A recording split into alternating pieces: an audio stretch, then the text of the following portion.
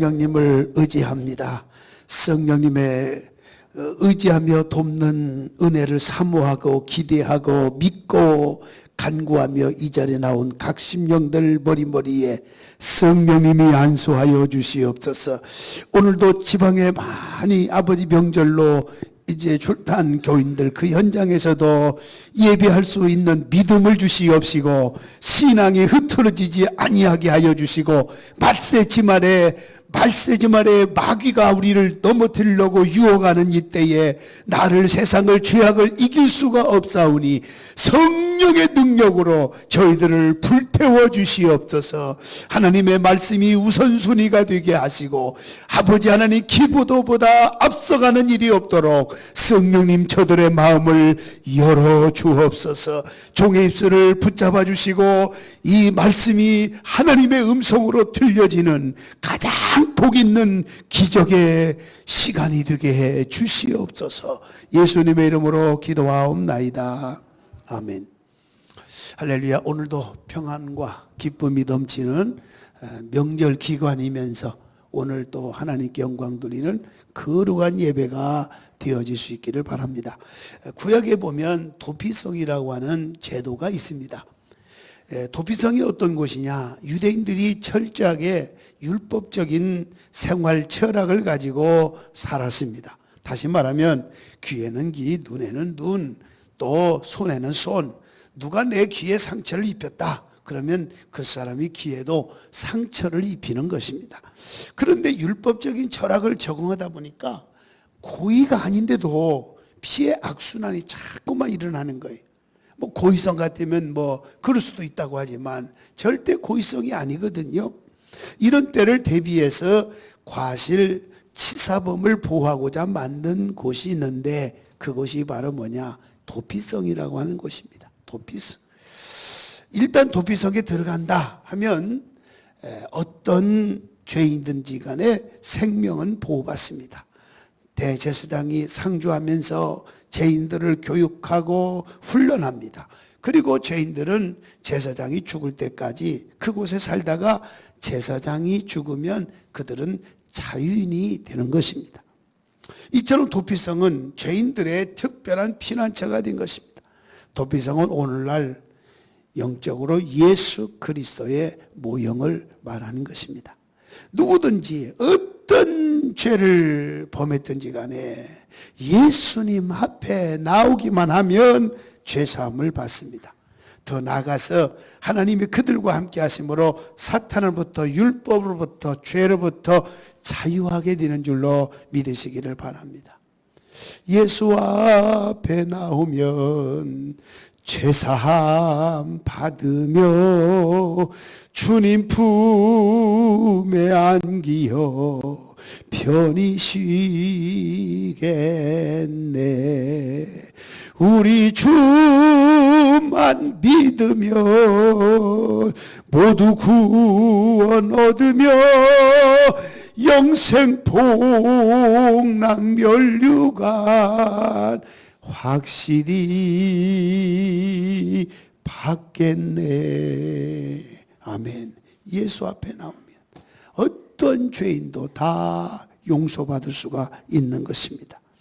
우리 주님은 피난처가 되시기 때문에 우리의 죄 문제, 우리의 실패 문제, 인생의 어떤 문제를 가지고 있다 할지라도 주님께 피하면 구원과 평안이 주어지는 줄로 믿으시기를 바랍니다. 수고하고 무거운 짐진 자들아 다 내게로 오라. 내가 너희를 쉬게 하리라. 마태복음 11장 28절에 말씀하고 있습니다. 오늘 본문은 다윗의 시입니다. 다윗은 수많은 환난을 당한 사람입니다. 여러분들이 다윗에 대해서 많이 성경을 통해서 알 수가 있고 시편을 통해서 보면 다윗이 얼마나 고난과 순환과 역경을 겪어왔는지를 읽을 수가 있을 겁니다. 10년 동안 사울왕의 칼날을 피해 다녀야 했습니다. 때로는 그 아들마저 아들 압살롬, 왜 이름을 압살롬이 졌는지 모르겠어요. 이 압살롬이 반역으로 죽음의 이기를 맞고자 했습니다. 그러한 다윗의 고백이 주님이 나의 피난처가 되신다고 하는 겁니다. 사울왕이 다윗을 잡으려고 2,000명 군사를 풀었지만은 끝내 다윗을 잡질 못했어요. 잡히질 못했어요. 다윗이 능력이 있어서 과연 사울의 군대에서 잡히지 않았을까요? 땅이 너무 넓어서 2,000명 군대로 도저히 잡아낼 수가 없었습니까? 결코 아닙니다. 이렇게 생각하면 안 돼요. 당시 이스라엘은 우리나라 강원도 크기만 합니다. 그렇다면 어떻게 다윗이 사울왕과 2,000명 군대 앞에서 안전할 수가 있냐 말이죠. 이건 도무지 안전할 수가 없어요. 이건 뭐 백발백중입니다.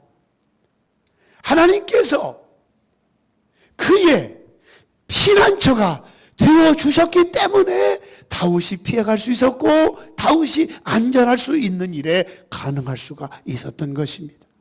우리 주님께 피하기만 하면 어려운 위기와 고통과 아픔의 상황 속에서도 소세니아 건짐의 복을 받게 되는 줄로 믿으시기 바랍니다. 그래서 다윗은 시편 3편 6절에 고백하죠. 뭐라고 고백합니까?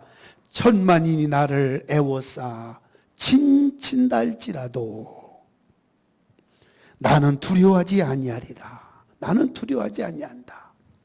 여러분, 지금도 하나님은 저와 여러분들의 피난처가 되어주십니다. 오늘 우리는 불안과 공포의 시대에 살아가고 있습니다. 위기 속에서 살아가게 되어지고 있습니다. 항상 가능성이라고 하는 것은 불안과 조조예요. 그런 삶 속에 우리가 살고 있어요. 선진국가일수록 정신병자가 급증하고 범죄 지수가 높아지고 사람 마음이 강팍해지고 그러면서 환경은 어둡고 불안해하고 있습니다. 그래서 사람이 감당할 시험처럼 큰 사건을 당하기도 합니다. 그때 우리가 어떻게 해야 됩니까? 믿지 않는 사람들은 자기 방법을 의지합니다. 자기 방식대로 방법을 찾아가려고 애를 씁니다. 믿지 않는 사람들이 그렇습니다. 어떤 사람은 돈을, 어떤 사람은 명예를, 어떤 사람은 권력을, 어떤 사람은 능력 있는 사람을. 그러나 시편 146편 3절에 뭐라고 말씀합니까? 귀인들을 의지하지 말며 도울 힘이 없는 인생도 의지하지 말라라고 말씀하고 있습니다. 여러분, 세상을 의지하고 세상 방법을 때로 산다고 하면 안 됩니다. 왜냐하면 믿음의 사람들은 하나님의 울타리 안에서 인도를 받고 살아가기 때문에 하나님의 뜻을 벗어나서는 결코 안전할 수가 없다고 하는 것입니다. 인간은 의지의 대상이 아니죠. 오늘 저와 여러분들의 의지의 대상은 오직 전능자 하나님밖에 없습니다. 피난처 있으니 환난을 당한 자 이리 오라.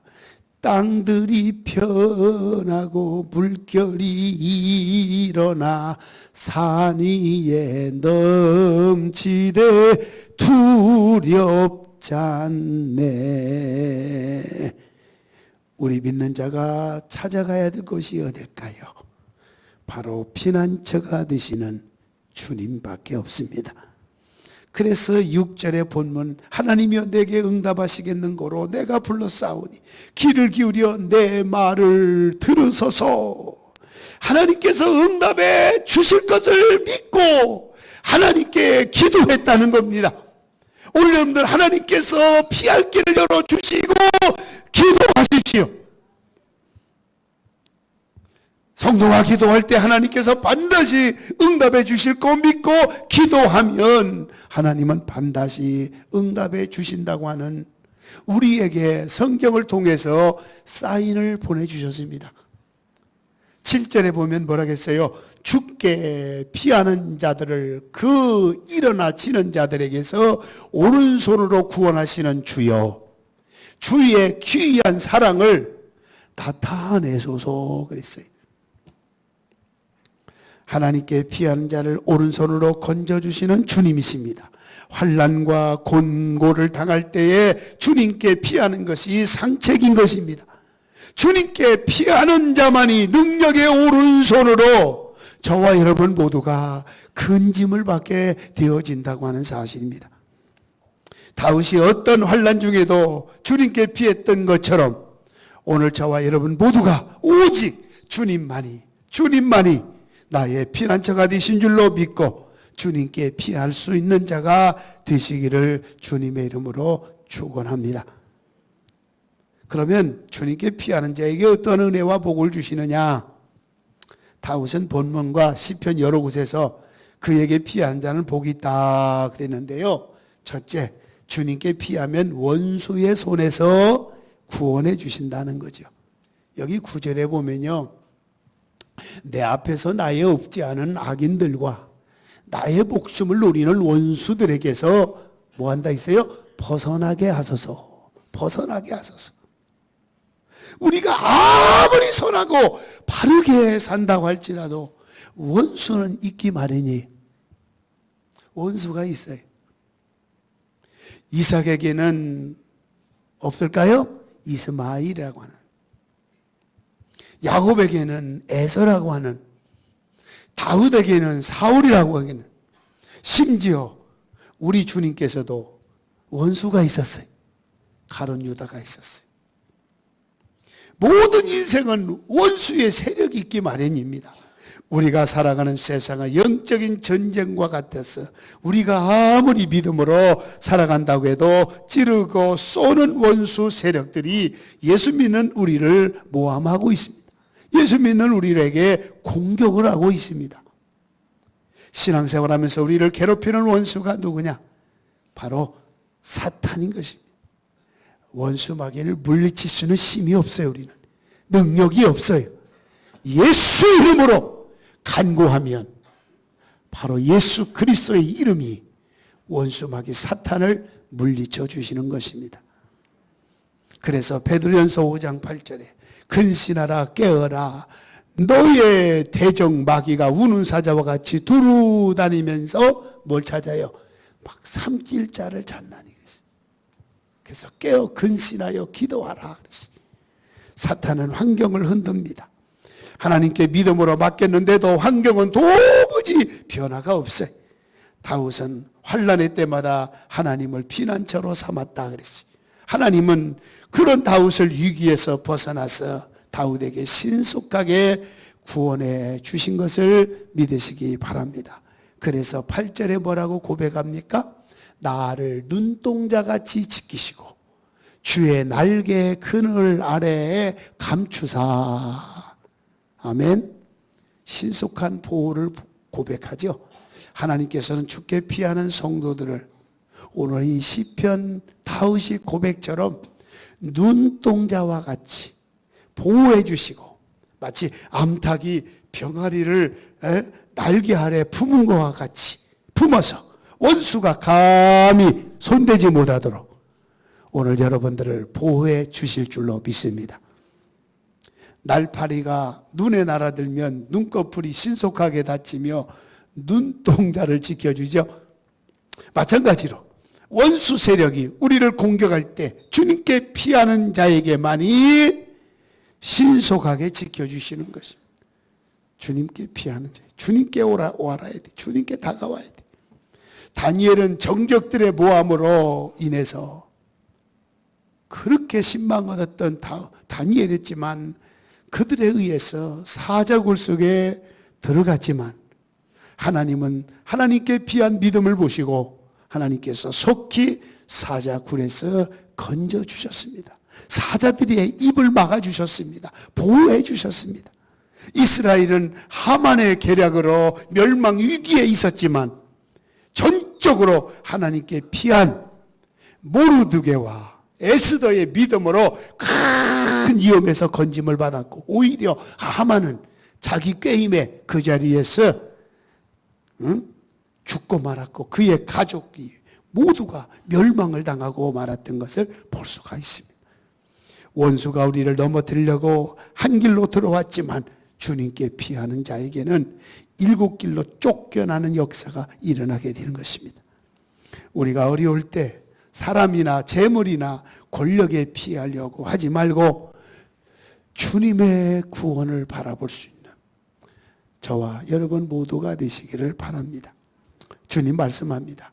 세상에서는 너희가 환난을 당하나 담대하시오. 내가 세상을 이겼노라. 담대하랬어요. 환난 날에 나를 부르라. 내가 너를 건지리니. 주님께서 우리를 건져주신다 했어요. 내가 영화롭게 한다 그랬어요. 주님께 피하는 자가 되시기 바랍니다. 지금 어떤 모양으로 사탄에게 시달린다고 할지라도 마침내는 승리하게 될 것입니다. 하나님은 우리에게 이김을 주실 것입니다. 왜입니까? 주님이 우리의 피난처요, 방패요, 승리가 되어주시기 때문에 그렇습니다. 그 다음에 주님께 피하면 결코 여러분 부끄러움을 당하지 않습니다. 주님은 정죄에서 자유를 주시는 분이 다윗은 시편 31편 1절에서 뭐라고 말씀합니까?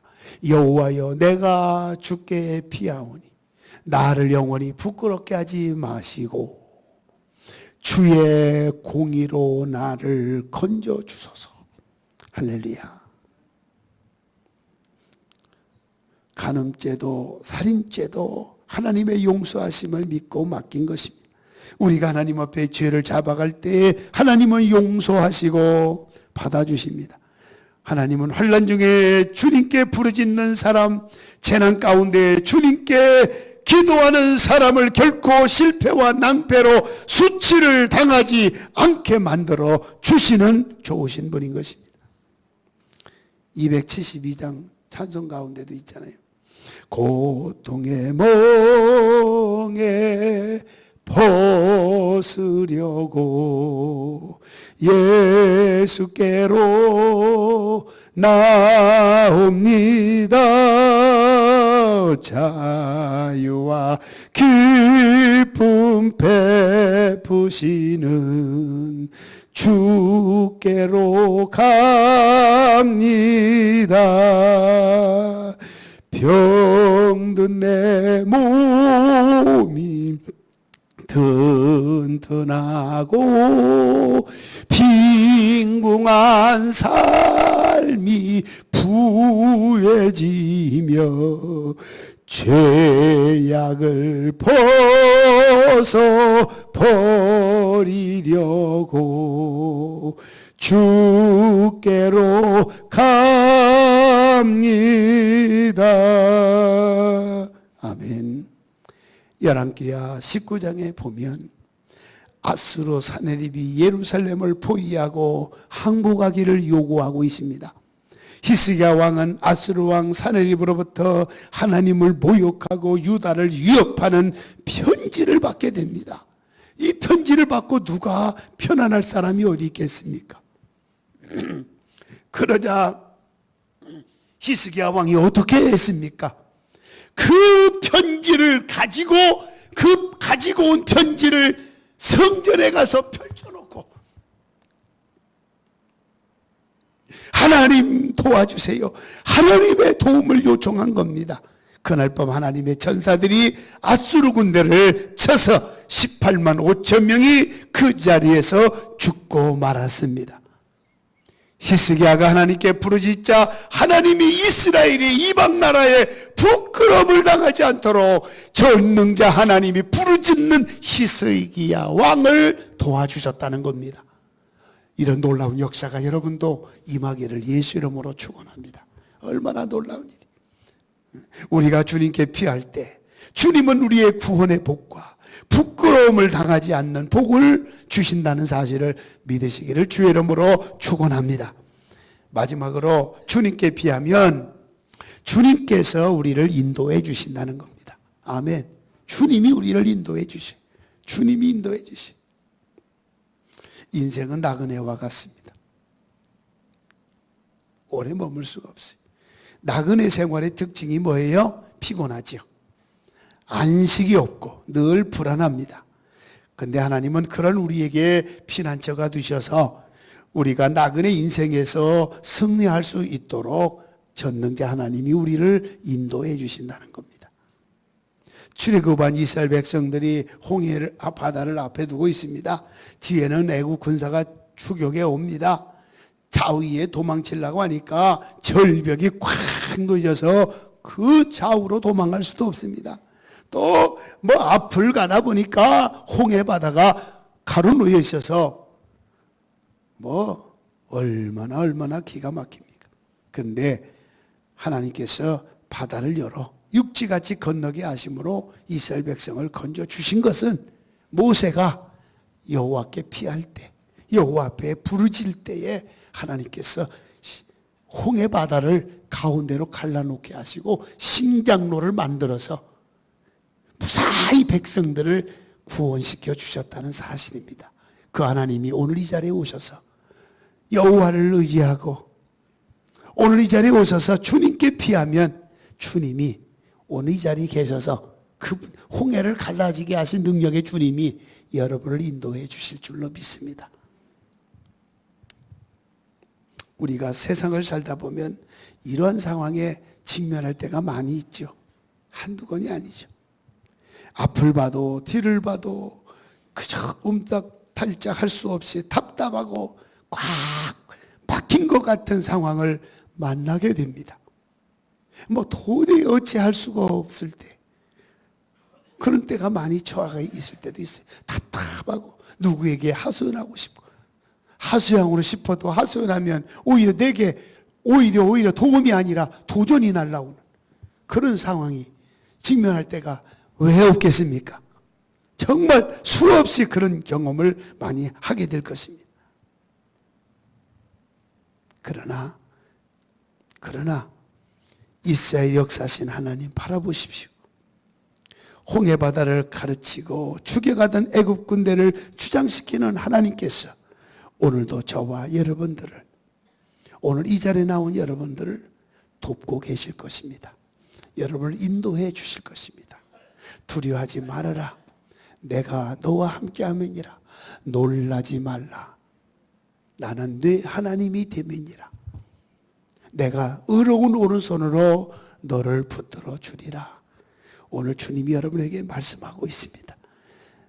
사랑하신 여러분, 우리 인생의 피난처는 예수 그리스도십니다. 예수님을 구원의 주로 믿고 의지할 때에 원수에게서 구원을 받는 복을 받게 될 것입니다. 부끄러움을 당하지 않게 하시고 이 땅에서 사는 동안 하나님의 인도하심과 보호를 받게 될 것입니다.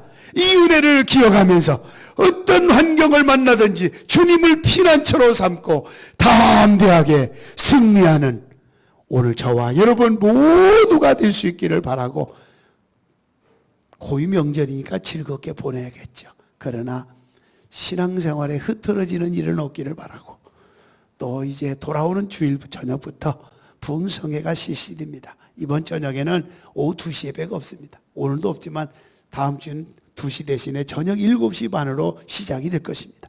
이번 성회 앉아서 듣기만 하면 하나님은 여러분에게 놀라운 일을 행하실 것입니다.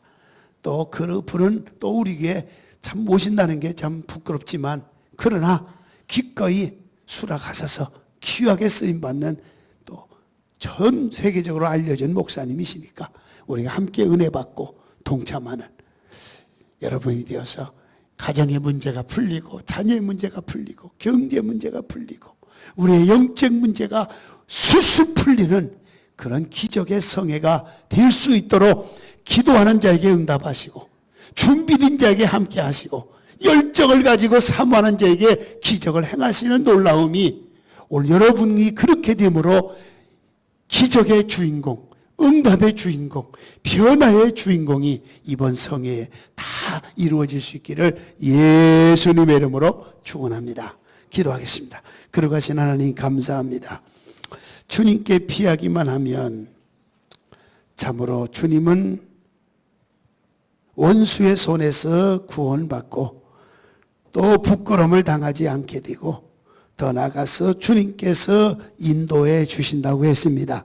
이 세 가지 말씀을 꼭 기억하면서 살아가게 하여 주옵소서.